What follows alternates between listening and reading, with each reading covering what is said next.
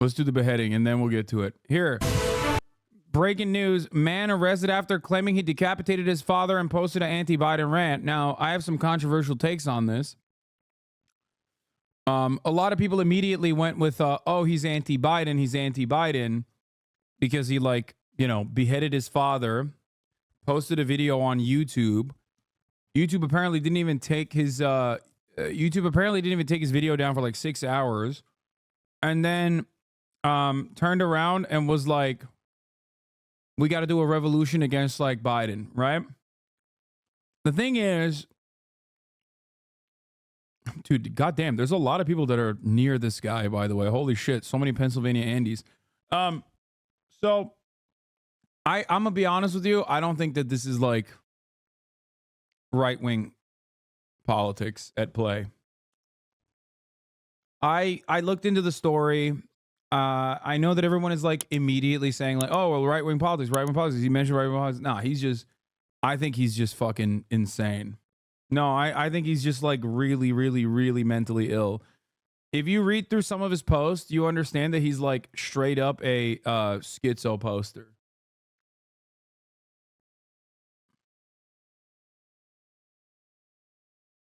Like I read a lot of his posts, and he's just like genuinely mentally unwell.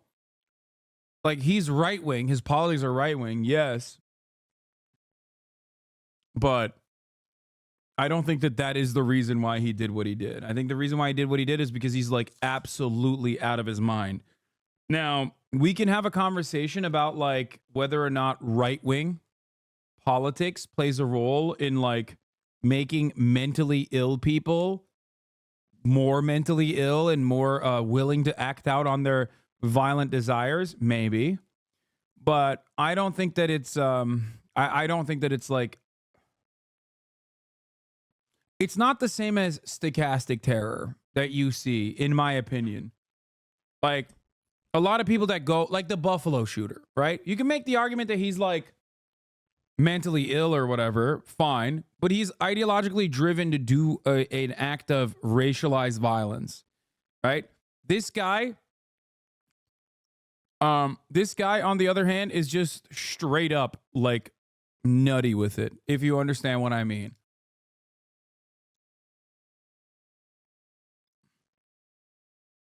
I warn you, this is very disturbing. A Pennsylvania man was charged with murder and abuse of a corpse after police say he posted a YouTube video in which he claims to show his father's decapitated head while ranting about the Biden administration and the border crisis. Now, this video circulated online for hours before being taken down. The father of the individual was a federal employee. His son called him a traitor. With us now, former FBI Deputy Director and CNN Senior Law Enforcement Analyst Andrew McCabe and CNN's Danny Freeman. Danny, I want to start with you. This is breaking right now. What more do we know about what actually... Not everything is a psyop law. Some people are just crazy for real, especially in America. Like, we have a really violent culture in general. ...happened here? Yeah, Phil, and just to state the obvious, obviously, as you said, this is an incredibly disturbing story. I watched part of this video last night, and it's one of those things that it's an image you just can't get out of your head. Yesterday, this is when this all started. This video was posted on YouTube. The suspect here is Justin Moan. He's 32 years old. He's from Middletown Township in Pennsylvania. That's in Bucks County. And as you said, this video contains a number of rantings, basically, about the Biden administration, about the border. At one point, even declaring himself the acting president under martial law. But then there's this horrific moment when he appears to show the head of his deceased father on camera, saying that his father was a traitor to the country because he was a federal employee. Now, that video, like you said, Phil, stayed up for a long time. Eventually, later into the evening, YouTube was able to take it down. Even X seemed to be taking down videos that people were just reposting and reposting. But then in the evening, police were able to apprehend Mr. Moan about 100 miles away from his home in Bucks County in Fort Indiantown Gap in Pennsylvania. Again, that's 100 miles to the west of where he was and where this crime is alleged to have been committed. Now, I will say, just to give you a sample of one of the things that Mr. Moan said, and I'm quoting here from the video, he said in part, "The federal government of America has declared war on its citizens and the American states America is rotting from the inside out as far left woke mobs rampage our once prosperous city. Now, still, the thing that law enforcement are trying to make. I think one of the funniest, or I guess scariest, tragic comedy here is that his commentary as a person who is like very clearly hallucinating is almost identical to like an average night on Fox News, right? Like everything he's saying is almost verbatim identical to like what your uncle thinks, you know? So it's hard to distinguish between someone that you're talking to that is like, I guess, a absolute nutter, like a complete psychopath, versus like a regular ass Republican at this point. Do you think the right will take back their comments about Ilhan now that the real translation is out? Does anyone have it? Does anyone have the translation of the Ilhan Omar story?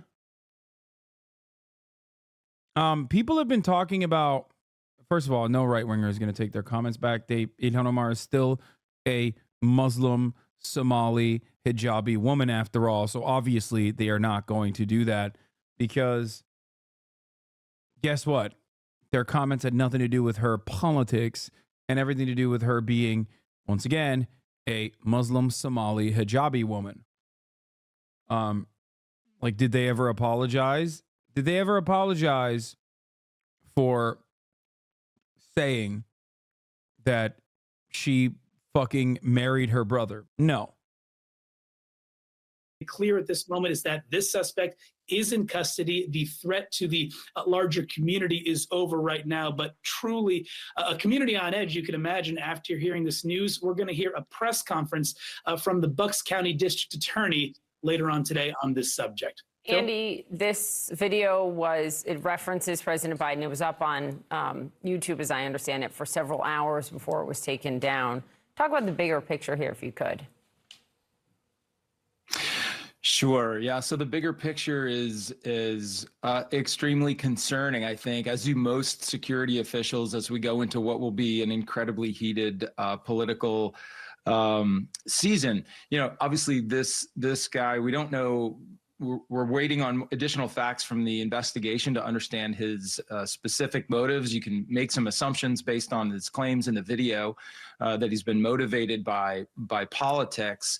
But, you know, I think that the bigger picture here is that this is another example of the fact that the kind of overheated, deeply politicized, extreme rhetoric that you hear sometimes in this country from politically elected officials and leaders actually has an impact on these marginalized people with extremist views who might be, because of their mental illness or their disturbance or their unbelievably strong beliefs in some of these things, driven to embark in acts of violence. You know, some of the things that he has said on the video, allegedly referring to woke mobs and things like that, that's not dissimilar from rhetoric that you hear from some politicians that we've heard recently in the primary season from some folks specifically. So this kind of language has an effect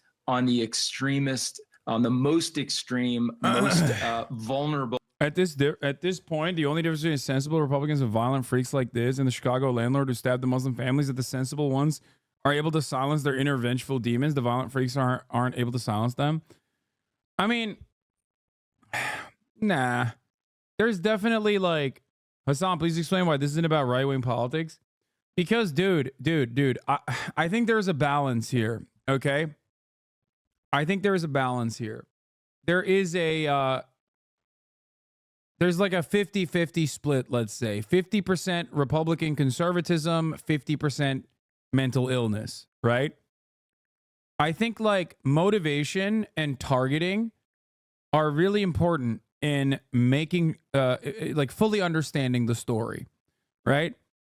And in this circumstance, I think that his ideology is not the major motivating factor, but instead his mental illness. Because like, if you look at, if you And by the way, no one is denying that he's a Trump supporter. I'm not saying that. I'm not denying that at all.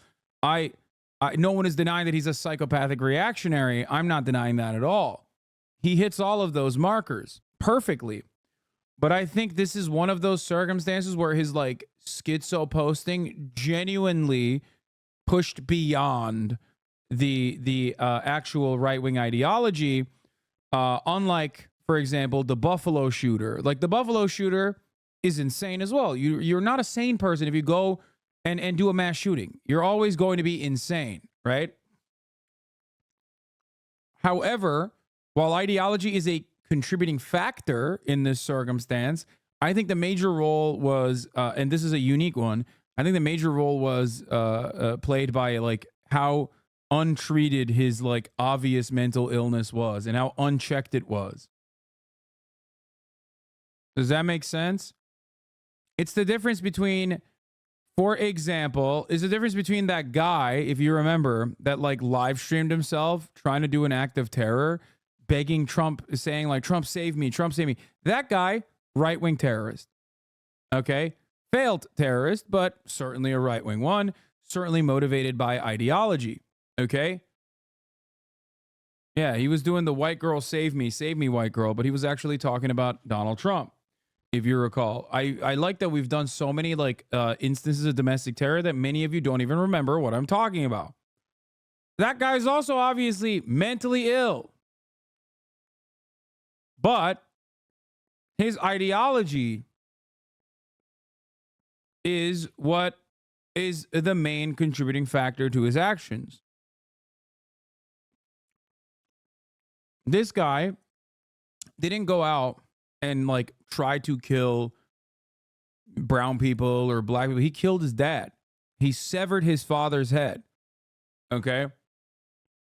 Like, I feel like that plays a role in helping you understand a little bit better, like what was more important and what played a bigger role, what played a bigger motivation. Right?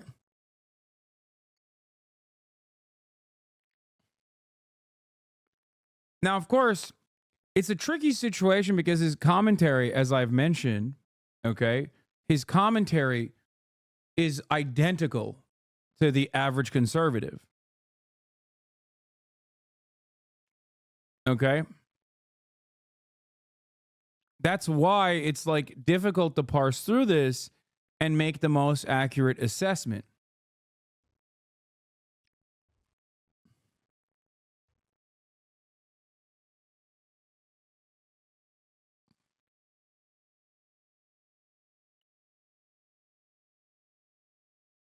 What? Hasan, you were so wrong on this case. This has nothing to do with what he has seen on Fox. Wait, what?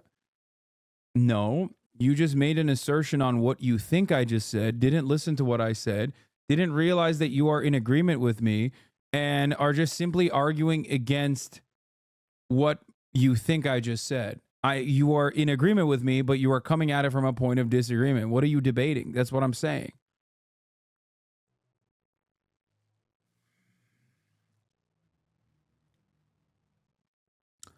I'm saying that conservatism is very like has a lot of hallmark traits of like the regular old like violent antisocial personality disorder. Okay? Especially contemporary conservatism is kind of, for lack of a better framing or words to use here, nutty with it. Okay? I mean, you got people calling bomb threats into children's hospitals, right? Like it's just not appropriate at all. And you wouldn't do that if you're a normal person. If you are at least like on some level, a little bit balanced. You're a coward for whispering me, but blocking me for responding. Hello, female. So sad that the leftists are brainwashing us. Yes. What does Trump have to do with this video? Oh, are you also brainwashed for the left? By the left? Sorry for your minimum wage life, says hello, female. My man's leaking DMs in the chat. I love that. That's so funny.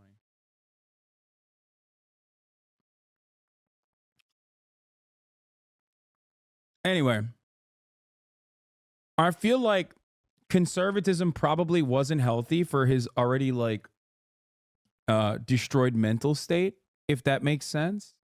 Conservatism certainly wasn't helpful because like you are mainlining the absolute nuttiest shit from outlets that basically are reinforcing, like constantly reinforcing your mania, your most hallucinogenic, most like psychosis-induced thoughts.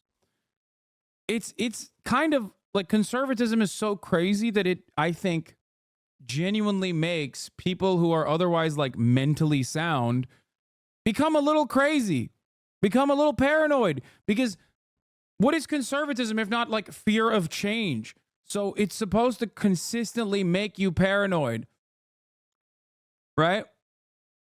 That, oh my God, you've mentioned the hospital thing so many times in different instances. What?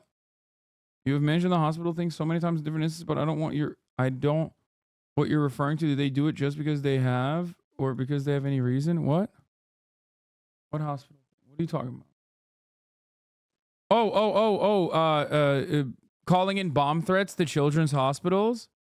Yeah, no, that's a thing that happens when like Chaya Raichik, the Libs of TikTok lady, when she ends up putting a hospital in the crosshairs of her followers, claiming falsely that they are actually,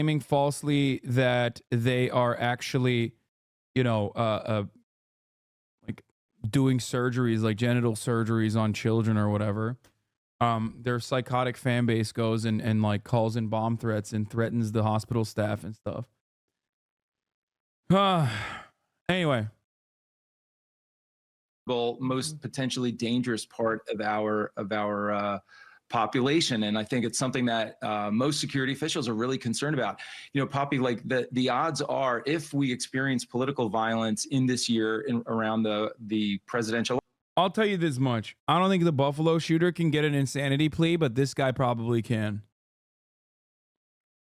Like, his lawyers will most likely get an insanity plea, and he will be institutionalized for the rest of his life. That's it. That's it. That's just like, that basically is like my assessment on the situation as well.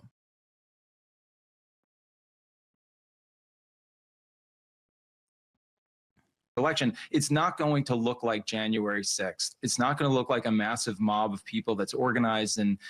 Do you believe that an insanity plea could save him? What do you mean save him?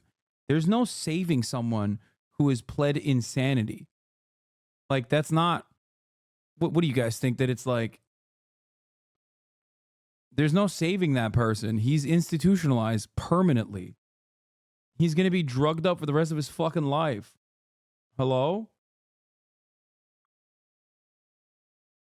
Yeah. Insanity verdict is a lot of people think like, oh, you plead insanity and you get out. I don't know where people get that idea from. I don't think you never get out.